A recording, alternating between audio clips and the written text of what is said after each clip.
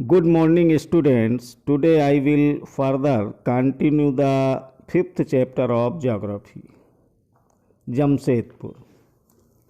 Before 1947, there was only one iron and steel plant in the country, Tata Iron and Steel Company Limited.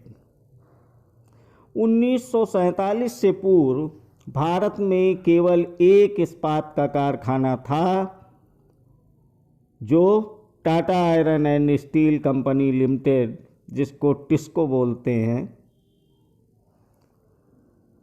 It was प्रिवेंटली owned, यह निजी स्वामित्व में था।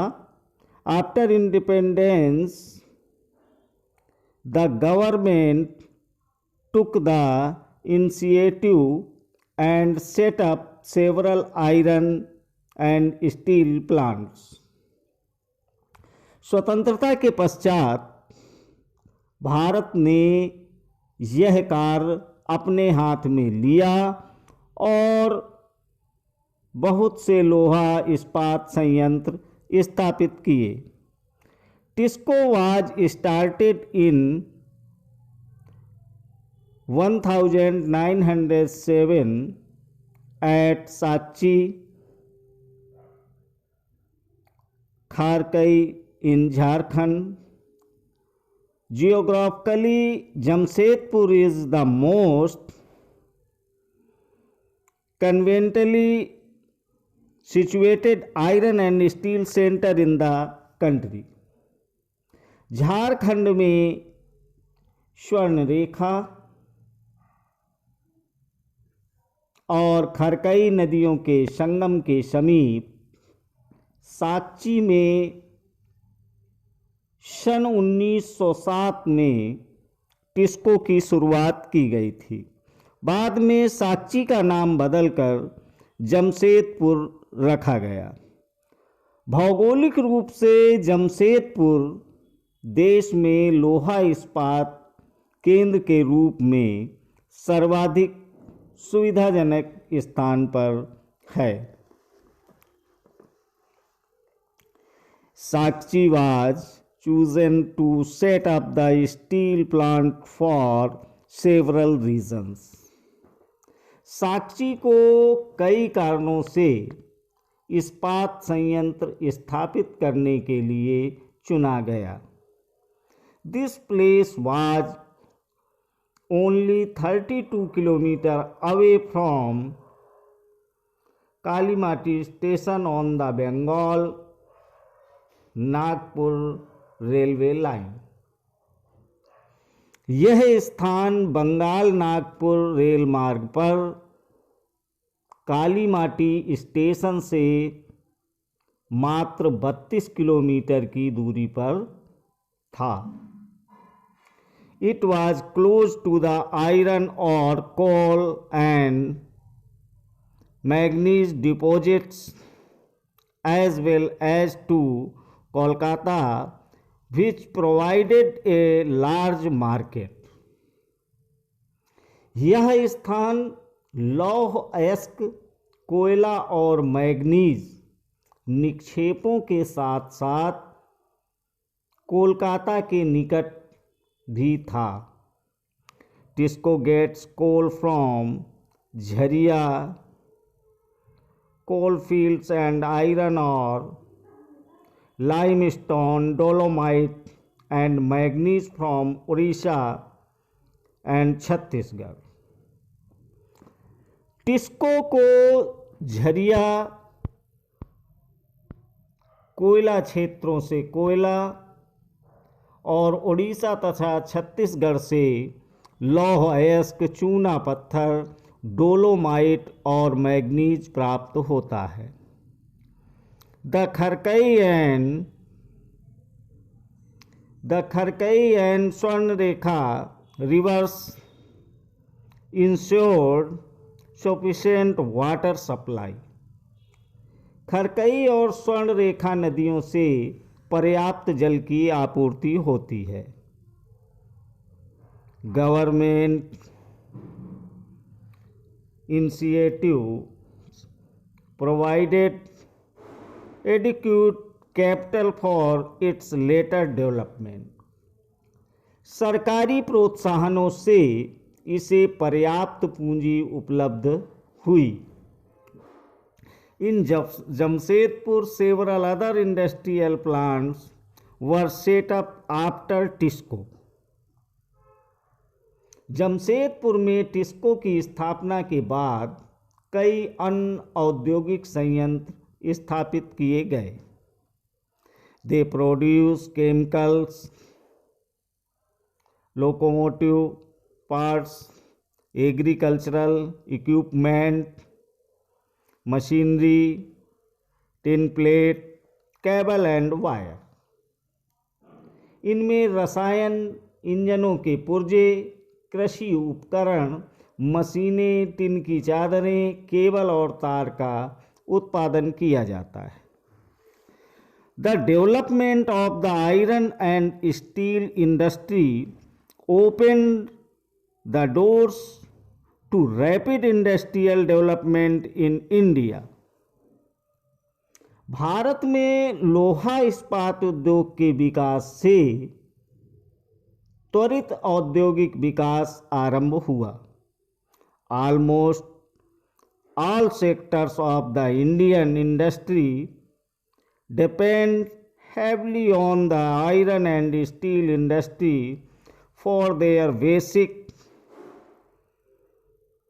infrastructures. भारतीय उद्योग के लगभग सभी क्षेत्र अधिकांशतः अपने आधारभूत अवसंरचना के लिए लोहा इस्पात उद्योग पर निर्भर हैं.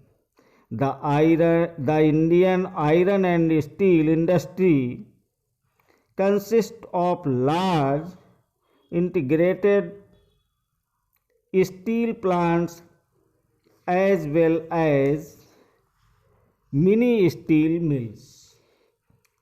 भारतीय लोहा इस्पात उद्योग में बृहत समाकलित इस्पात संयंत्रों के साथ साथ लघु इस्पात मिल भी सम्मिलित हैं. It also includes secondary producers, rolling mills and ancillary industries. इसमें द्वितीयक उत्पादक, रोलिंग मिल और सहायक उद्योग भी शामिल हैं. Pittsburgh. It is an important steel city of the United States of America. यह संयुक्त राज्य अमेरिका का एक महत्वपूर्ण इस्पात नगर है. The steel industry at Pittsburgh enjoys locational advantage. Pittsburgh के इस्पात उद्योग को स्थानीय सुविधाएं उपलब्ध हैं. Some of the raw materials such as coal is available locally, while the iron ore comes from the iron mines at Minnesota, about 1500 kilometers from Pittsburgh. कच्चा माल जैसे कोयला पिट्सबर्ग में ही उपलब्ध है, जबकि लौह मिनेसोटा की लोहे की खानों से प्राप्त होता है, जो पिट्सबर्ग से लगभग 1500 किलोमीटर दूर है. Between these mines and Pittsburgh is one of the world's best routes for shipping or cheaply. इन खानों और पिट्सबर्ग के बीच नौ परिवहन का सर्वोत्तम मार्ग the famous Great Lakes waterway, Great Lakes जलमार्ग आता है। Trains carry the ore from the Great Lakes to the Pittsburgh area. यह अयस्क के नौ परिवहन हेतु सस्ता मार्ग है। ग्रेट लेक्स से पिट्सबर्ग क्षेत्र तक लौह अयस्क रेलगाड़ियों से लाया जाता है। The Ohio, the Monongahela and Allegheny rivers provide adequate water supply. ये मिल पिट्सबर्ग के ऊपर मोनोगहेला और एल्गनी नदी की घाटियों में तथा पिट्सबर्ग के नीचे ओहियो नदी के सहारे स्थित है। परिष्कृत इस्पात स्थल और जल दोनों मार्गों द्वारा बाजार में भेजा जाता है। Today very few of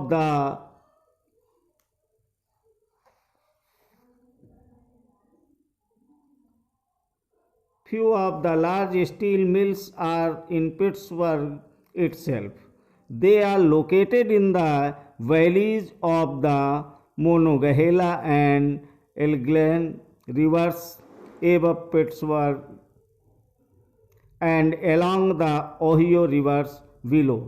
It finished steel is transported to the market by both land and water routes. परिष्कृत इस्पात स्थल और जल दोनों मार्गों द्वारा बाजार में भेजा जाता है। The Pittsburgh area has many factories other than steel mills. Pittsburgh क्षेत्र में इस्पात मिलों के अतिरिक्त कई अन्य कारखाने हैं। These use steel as their raw material to make many different products such as railroad equipment, heavy machinery and rails. ये रेल पटरी उपकरण और भारी मशीनों के उत्पादन में इस्पात का प्रयोग कच्चे माल के रूप में किया जाता है। कॉटन टेक्सटाइल इंडस्ट्री, सूती वस्त्र उद्योग। Weaving cloth from yarn is an ancient art. धागे से कपड़े की बुनाई एक प्राचीन कला है। Cotton, wool, silk, jute, flax have been used for making cloths. कपास, ऊन, सिल्क, जूट और पटसन का प्रयोग वस्त्र निर्माण में होता है। The textile industry can be divided on the basis of raw materials used in them. उपयोग में लाए गए कच्चे माल के आधार पर वस्त्र उद्योग का वर्गीकरण किया जा सकता है। Fibres are the raw material of textile industry. रेशे वस्त्र उद्योग के कच्चे माल हैं। Fibres can be natural or man made. Natural fibers are obtained from wool, silk, cotton, linen, and jute. Man-made fibers include nylon, polyester, acrylic, and rayon. रेशे प्राकृतिक या मानव निर्मित हो सकते हैं। प्राकृतिक रेशे ऊन, सिल्क, कपास, लिनन और जूट से प्राप्त किए जाते हैं। मानव निर्मित रेशों में नायलॉन, पॉलिस्टर, एक्रिलिक और रेयान शामिल हैं। The cotton textile industry is one of the oldest industries in the world. सूती वस्त्र उद्योग विश्व के प्राचीनतम उद्योगों में से एक है। Till the industrial revolution in the 18th century, cotton cloth was made using hand spinning techniques and looms. 18वीं सदी की औद्योगिक क्रांति तक सूती वस्त्र हस्तकताई तकनीकों एवं हथकरघों से बनाया जाता था। इन 18th century, power looms facilitated the development of cotton textile industry, first in the Great Britain and later in other parts of the world। 18वीं सदी में पावर लूम ने पहले ब्रिटेन में और बाद में विश्व के अन्य दूसरे भागों में सूती वस्त्र उद्योग के विकास को आगे बढ़ाया। Today India, China, Japan and USA are the important producers of cotton textiles. आज भारत, चीन, जापान और संयुक्त राज्य अमेरिका सूती वस्त्र के महत्वपूर्ण उत्पादक हैं। India has a glorious tradition of प्रोडक्टिंग good quality cotton textiles. Bharat में अत्युत्तम गुणवत्ता के सूती वस्त्र उत्पादन करने की गौरवपूर्ण परंपरा रही है।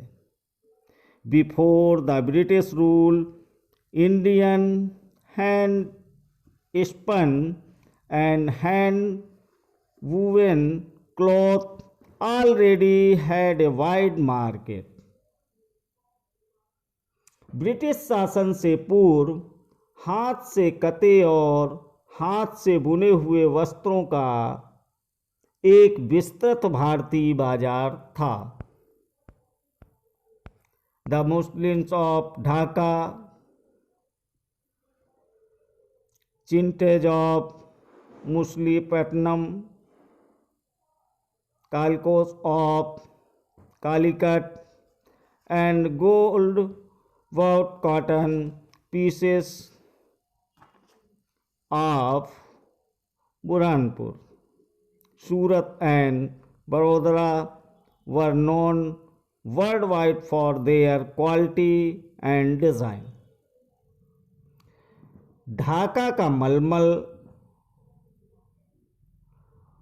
मसूलीपट्टनम की छींट, कालीकट के केलिको तथा बुरहानपुर, सूरत व बड़ोदरा के सुनहरी जरी के काम वाले सूती वस्त्र गुणवत्ता और डिजाइनों के लिए विश्वविख्यात थे। But the production of hand woven cotton intensive and time consuming. लेकिन हाथ से बने होने के कारण सूती वस्त्र का उत्पादन महंगा और बनने में अधिक समय लेता था। Hence, traditional cotton textile industry could not face the competition from the new textile mills of the West, which produced cheap and good quality fabrics। इसलिए परंपरागत सूती वस्त्र उद्योग पश्चिम के नए वस्त्र मिलों से प्रतिस्पर्धा नहीं कर सका, जो सस्ते व अच्छी गुणवत्ता वाले वस्त्रों का निर्माण यंत्रीकृत औद्योगिक यूनिट में करते थे। Thank you.